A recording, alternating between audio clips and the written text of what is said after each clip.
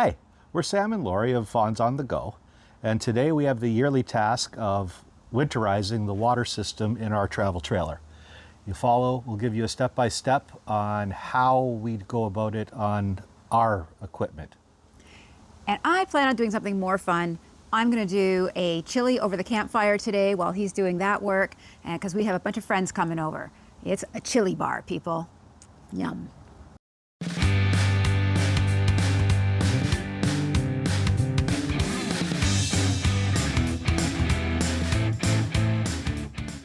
Okay, it's really not a very hard job if you've done it before. It takes some RV antifreeze, a wrench for taking out the anode, or the plug, depending which system you have, flashlight just so I can see underneath the sink, and of course my glasses because I can't see anything without them. So while Sam's been working hard getting the trailer winterized, I'm preparing for a feast. Not so much a feast. We're gonna do a campfire chili. There's been a couple times when we've gone camping where I've done this, and friends don't always get to enjoy that because we're away, camp on the campground. So Sam kindly set up at our tiki bar here so that I could start cooking away. He's built me a fire, he's got that going, and so now I'm just starting to chop up the veggies that are gonna go into our cast iron, I guess it's a Dutch oven is what they call it. Someday on my wish list are knives. These knives that we've got we've had them forever and ever. We've been married for over 30 years, so I think it might be time to upgrade them.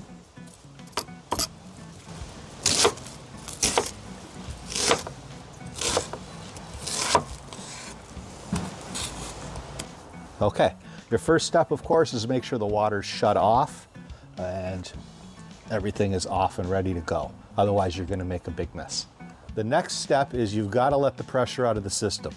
You can do this any way you want. Some people go straight for the anode rod and it will let the pressure out of the system, but you're also going to get a bath. Our low point drains are very conveniently located on this camper, so I can let the pressure out of the system right here.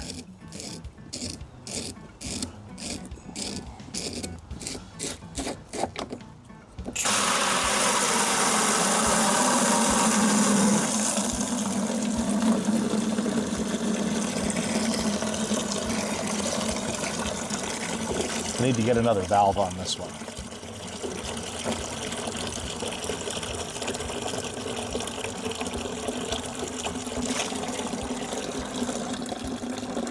Now that we're letting the pressure out of the system, I'm going to go inside and open up some taps so that the system will drain as completely as possible. Now we can remove the anode rod or the plastic plug, whichever your water heater happens to have.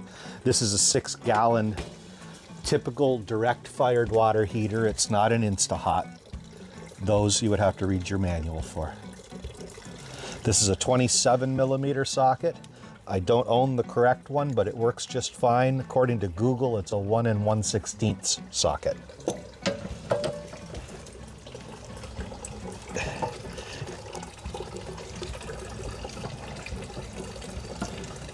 Watch yourself, you could get some splashback here.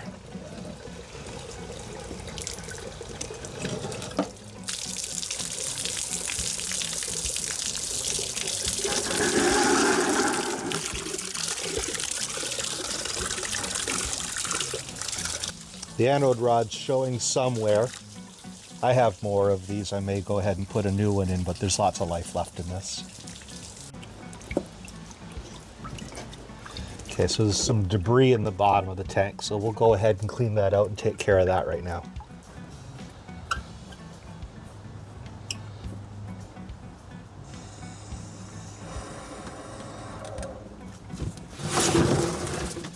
You didn't list that in your need of tools, Sam. I did not list this in the needed tools, you're correct. Anytime you got the anode rod out, it's good to do this.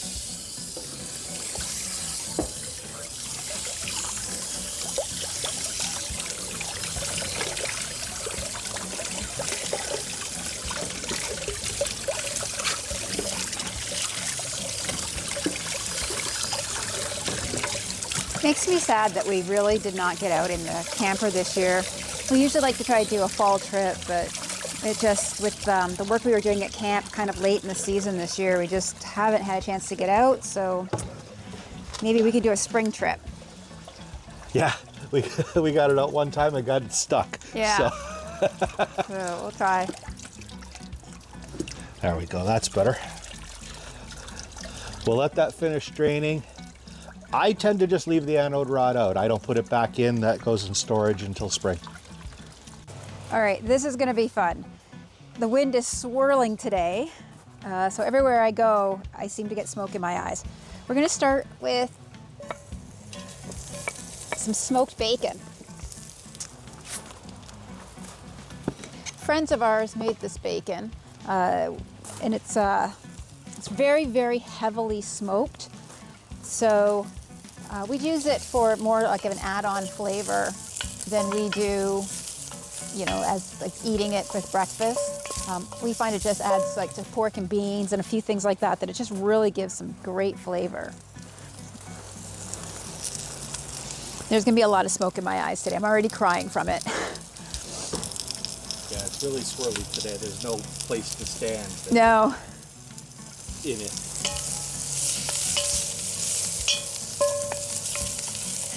That smells good already.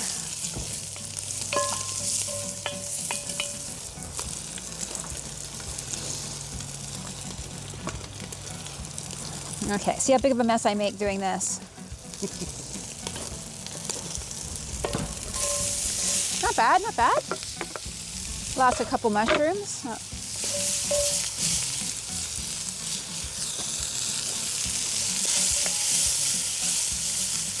Get back in. Oh. It's gonna be like a dance. Go to this side, go to that side. Look at it, it's like following me.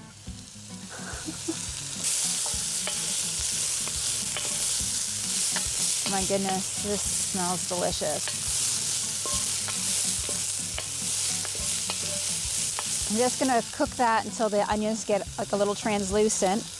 And then I'm gonna add a few packages of hamburger meat.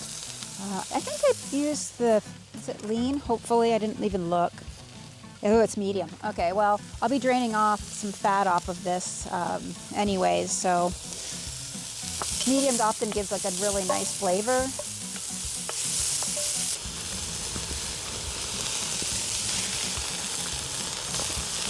I've never put ground pork in before. I just thought that'd be something different.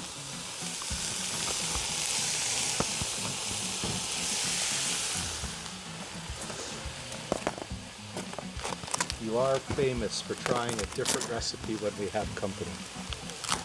Our friends and family will love me regardless what I feed them. So it's a safe place to try new things. My mom used to freak out whenever I would tell her, oh, I'm trying a new recipe. She's like, with company? And I'm like, absolutely. Gotta try new things.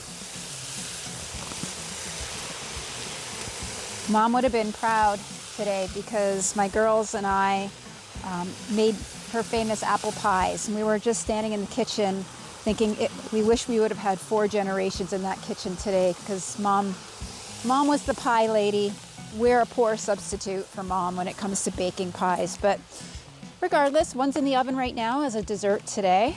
So I think that'll turn out well. It's kind of an ugly one, but it'll taste the same regardless. Okay, the next part's going to be a little bit hard to film. I have to bypass the hot water tank. Although not mandatory, if you didn't bypass the hot water tank, you would need to fill 6 gallons of coolant into it. To bypass it, my hot water tank's buried down here in this corner. It has 2 valves on it, or it could be a 3-valve system depending on the age of your trailer. So, I'm going to position you here where hopefully you can see from here. And I've got 1 valve right here. That puts it in bypass. The cold water now goes up into this tube. And then there's another valve here that I have to close so that it can't backfill the hot water tank. And that's all it takes. The hot water tank is now bypassed. So what we have under here is the pump, and this already has a winterization kit on it. You may have to buy this and add it to your trailer if your trailer was brand new and didn't come with it. So it's got a hose coming out the top to go to the jug, and you just switch this valve to be in line with the hose so that the pump now draws from this hose. Very simple concept. Seems simple. Yeah. Are you going to test me after this? There is a quiz. Darn it. Okay. Insert the hose into the bucket, and we're going to go turn the pump on. Pump on. Oh. Oops. I forgot to close the low point drains, so as soon as I turned the pump on, it was going to push all that coolant right back out of the system. So we're going to close those up. Maybe we won't take that blooper out. No, that should stay.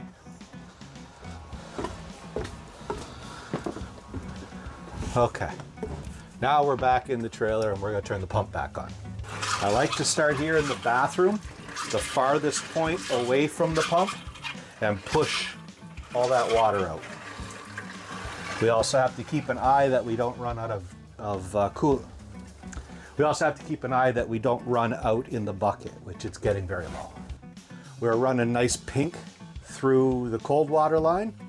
Now we just need to do the same thing for the hot water line. I'm going to go ahead and switch jugs right now just so that I don't run out while I'm doing this. Turn the pump back on. Let it pressurize. Okay, and now we're going to do the hot water line. Okay.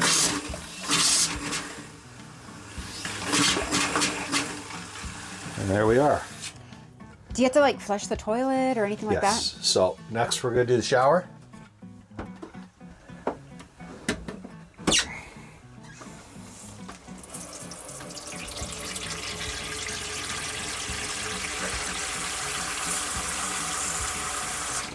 Cold water, hot water.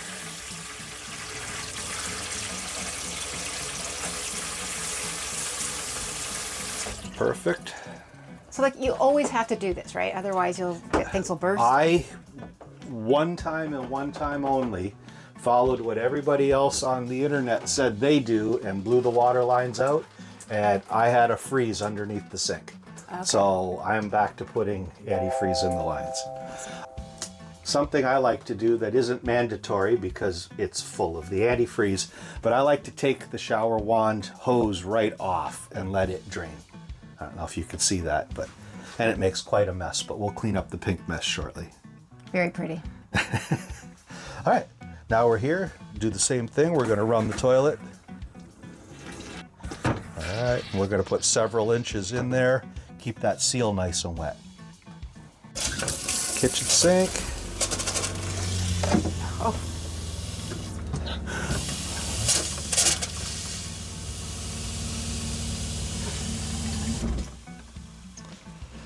Okay, I need one more jug. We're almost done. All right, I'm going to switch to a third jug.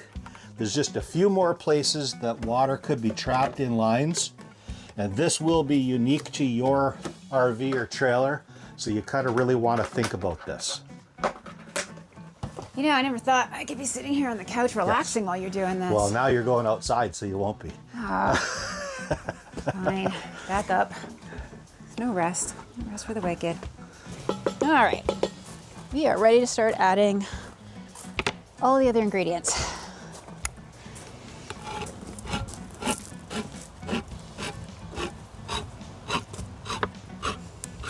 I think I'm gonna start with 2 cans of diced tomatoes. I'll just see how much that was before I add my third.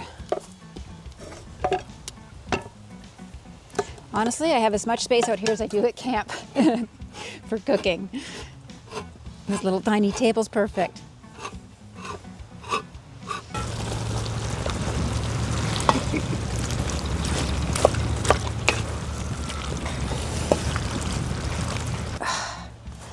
This is the fun part of cooking outdoors.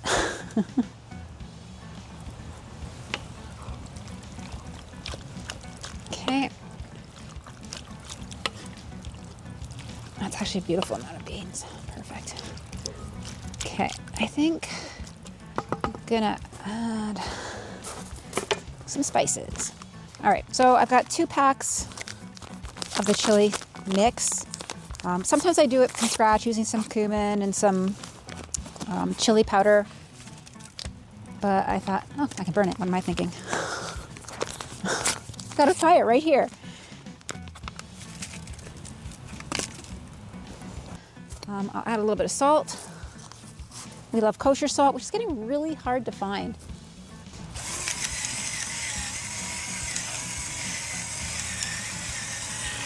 Pepper. This is from Barbecue Pit Boys. It's just a little more salt, but it's got this smoke to it. So it sometimes just adds a little something, something. Yeah. So we'll just add a little bit more. Just a little bit. And then I just need to go find something small and, oh, I'll use my knife.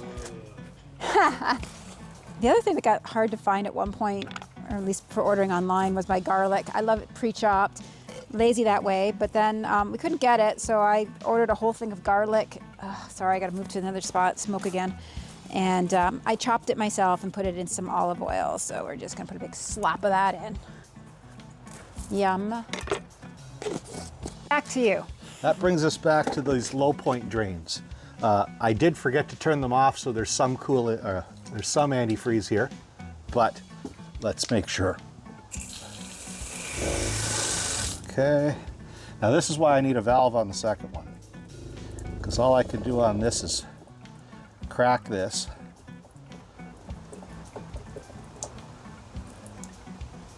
And it's leaking antifreeze.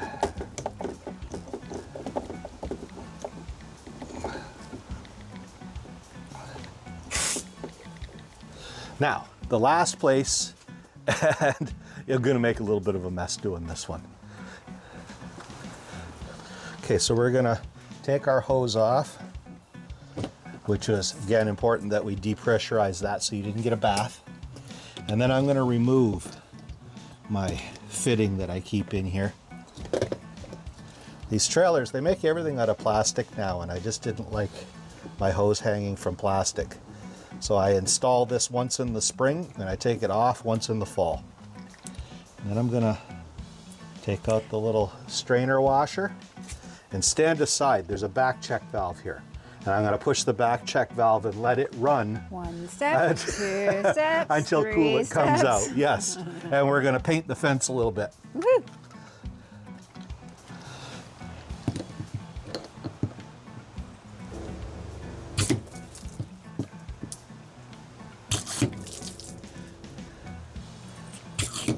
There, it's pink. There we go, it's pink.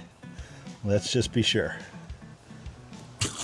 Oh yeah, that's pink. There we go. It's running nice and pink, and we'll put the storage cover on. And that's pretty much it. The last thing left to do is, of course, we're gonna pour some into each trap from each drain.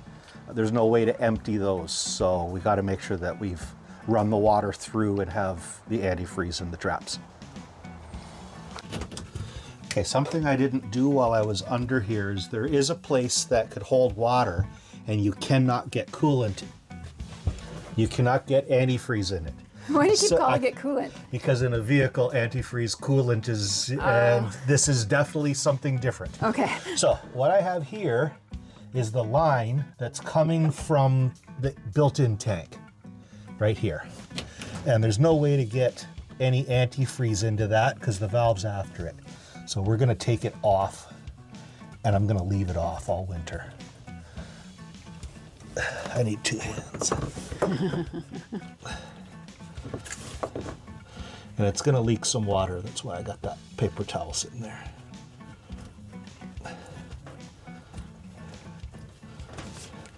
So if you take a look now, what ran out of it was clear. So if I'd have left that, it would have frozen.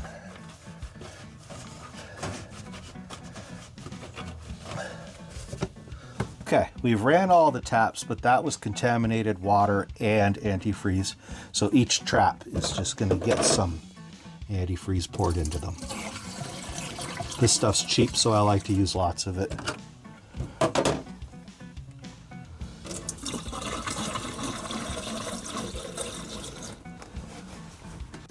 Now the shower.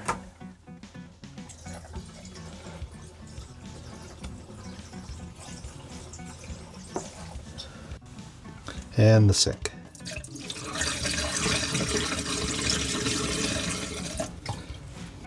So we're pretty much done? We are pretty much done. I'm just going to clean up the mess I made. Awesome. Well done.